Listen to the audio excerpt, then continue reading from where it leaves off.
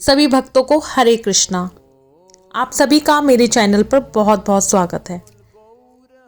आज हम बात करेंगे षटतिला एकादशी की, जो कि है 28 जनवरी शुक्रवार को। तो चलिए इस वीडियो को शुरू करते हैं। यह व्रत भगवान विष्णु को समर्पित है। शास्त्रों के अनुसार एकादशी का व्रत दशमी से सूर्यास्त के बाद से शुरू होकर द्वादशी के दिन खत्म होता है। हिंदू धर्म में एकादशी व्रत का बहुत महत्व है। ये तो आप सभी लोग जानते हैं कि इस व्रत के नियमों का पालन बहुत जरूरी होता है।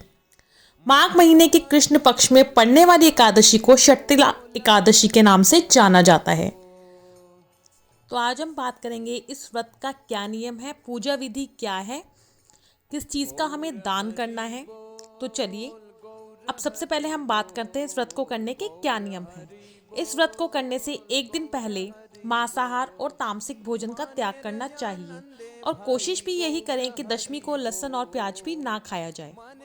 ऐसी मान्यता है कि एकादशी का व्रत रखने वाले व्यक्ति को बैंगन और चावल भी नहीं खाने चाहिए। षटतिला एकादशी के व्रत में तिल का उपटन जरूर लगाना चाहिए और पानी में तिल डालकर अवश्य स्नान करना चाहिए। इस एकादशी में भगवान विष्णु की पूजा में तिल का विशेष महत्व होता है। इस दिन भगवान विष्णु को तिल का भोग जरूर लगाएं।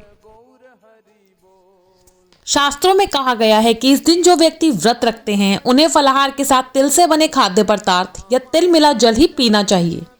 इस दिन तिल से हवन करना चाहिए। तिल का दान करने का भी विधान शास्त्रों में बताया गया है। अब इसकी पूजा विधि क्या है ये हम जान लेते हैं। भगवान विष्णु का या लड्डू गोपाल जी का पंचामृत से जरूर अभिषेक करें। इस दिन भगवान को पीले वस्त्र अर्पित करें, पीले फूल से भगवान का पूजन करें और पीले फल भगवान को चढ़ाएं। चंदन और हल्दी का टीका भगवान को जरूर लगाएं। ओम नमो भगवते वासुदेवाय या हरे कृष्ण कृष्ण कृष्ण हरे हरे, हरे राम राम राम हरे हरे, इस महामंत्र की कम से कम 16 माला तो जरूर ही करें। फिर कथा पढ़े और भगवान की आरती उतारें। इस बार यह व्रत शुक्रवार को है। शुक्रवार का दिन माँ लक्ष्मी को समर्पित होता है। माँ लक्ष्मी भगवान विष्णु की अर्धांगिनी हैं, तो इस दिन माँ लक्ष्मी की पूजा भी करें। माता की आरती करें, स्तुति पढ़े और माँ के कनकधारा स्तोत्र का पाठ करना ना भूलें।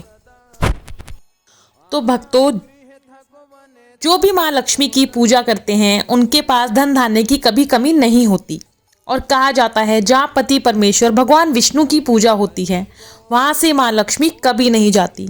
यूँ तो माँ बड़ी चंचल हैं। इस दिन भजन कीर्तन जरूर करना चाहिए। तो भक्तों, अब मैं आपको बताऊंगी कि इस दिन शुक्रवार भी है।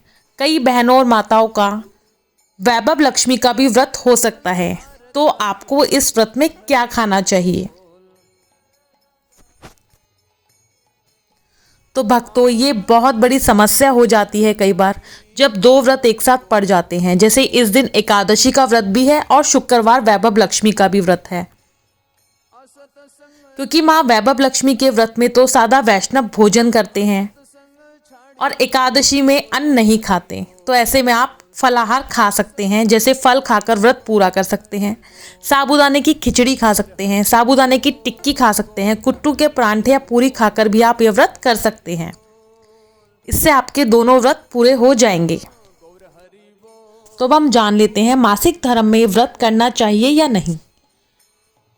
शास्त्रों के अनुसार हमें कभी भी मासिक धर्म में पूजा नहीं करनी चाहिए, पर व्रत कभी नहीं छोड़ना चाहिए। अब एकादशी के व्रत पर आप YouTube से या बुक से ही सूखी कहानी पढ़कर व्रत को कंटिन्यू रखें, या सूतक पातक में भी व्रत नहीं छोड़ना चाहिए। सिर्फ पूजा निषेध होती है, व्रत कभी भी बीच में नहीं छूटते। इन बातों का विशेष ध्यान रखें। कुछ छोटी छोटी बातें जो एकादशी के व्रत में हमें जरूर ध्यान में रखनी चाहिए। एकादशी के दिन तुलसी को कभी ना तोड़ें, तुलसी का भी पूजन करना चाहिए। भगवान के सभी भोग में तुलसी जरूर मिलानी चाहिए। भगवान को तुलसी चढ़ानी चाहिए। इस दिन दान करने का बहुत महत्व होता है, तो इस दिन तिल के साथ थोड़ी सी दक्षिणा भी साथ में रख दें। चाहे आप अपनी इच्छा अनुसार कुछ भी रखें, 11 रुपये, 21 रुपये, 51 रुपये, 101 रुपये।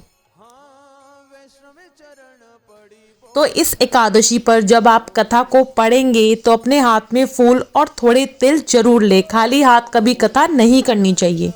इन छोटी छोटी बातों का जरूर ध्यान रखना चाहिए। तो भक्तों, अब हम जान लेते हैं इस व्रत की आरंभ और समाप्ति की तिथि। 27 जनवरी गुरुवार रात्रि 2:16 से यह तिथि आरंभ हो जाएगी और इसकी समाप्ति है 28 जनवरी शुक्रवार रात्रि 11:35 पर। पारण तिथि है 29 जनवरी शनिवार सुबह 7:11 से 9:20 तक।